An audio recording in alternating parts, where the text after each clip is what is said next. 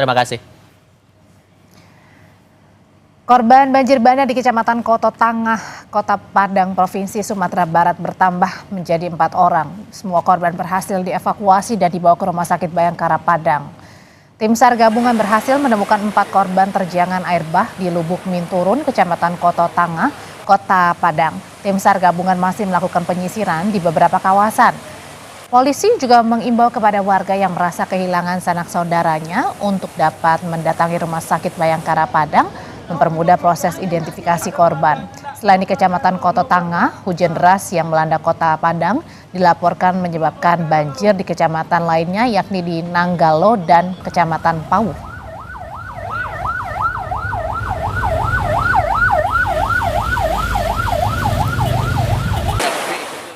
Akses jalan yang menghubungkan Kota Padang dengan Kota Bukit Tinggi putus total sejak Kamis siang karena banjir bandang di kawasan Malibo Anai. Luapan Sungai Malibo Anai menghantam kawasan perbatasan Kabupaten Tanah Datar dengan Kota Padang Panjang, tepatnya di kawasan Gapura. Selamat datang Kota Padang Panjang. Selain memutus akses jalan nasional, puluhan orang juga diduga menjadi korban tertimbun dan hanyut oleh derasnya arus sungai. Tim SAR gabungan sempat melakukan evakuasi tapi dihentikan sementara karena kondisi cuaca yang tak memungkinkan. Assalamualaikum Komandan. Izin kami laporkan telah. Kita lihat bagaimana penanganan bencana banjir di wilayah Sumatera Barat. Sudah bersama kami dengan jurnalis Kompas TV Rio Johannes. Rio, apakah penanganan yang paling prioritas sebenarnya oleh tim SAR di sana?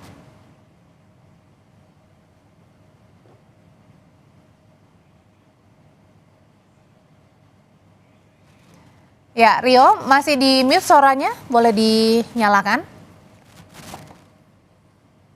Ya, untuk penanganan memang skala prioritasnya saat ini di tingkat provinsi itu di Kabupaten Agam, tepatnya di Kecamatan Malala, dan juga di Malibu Anai di Kabupaten Tanah Datar, dan di Kota Padang sendiri. Untuk penanganan sejauh ini memang masih proses evakuasi warga, terutama di daerah Malala. Yang menjadi kendala adalah akses jalan menuju titik-titik lokasi itu memang terputus akibat longsor dan juga banjir di beberapa kawasan jalur jalan menuju titik lokasi. Dan sejauh ini memang pemerintah provinsi sendiri masih memaksimalkan upaya melalui pihak-pihak terkait seperti pihak kepolisian, TNI, dan Basarnas yang berada di kabupaten kota terdampak. Demikian. Saat ini suasananya seperti apa? Apakah terjadi hujan, Rio? Ya, untuk saat ini memang di Kota Padang sendiri, terutama umumnya di kawasan Sumatera Barat masih terjadi hujan dengan intensitas ringan. Di Kota Padang dari pagi sampai saat ini masih turun hujan, dan warga terutama yang terdampak banjir di kawasan Batu Busuk, Kecamatan Pauh, itu masih dihimbau untuk mengungsi, dan mereka ditempatkan untuk sementara waktu di bangunan sekolah SMP 24 Pauh, Padang. Demikian. Ya, Rio, untuk laporan korban hilang, ini datanya berapa? Apakah ada laporan korban hilang? Karena kalau kita melihat kan banjir longsor ini sangat dahsyat sekali terjadi di Sumatera Barat.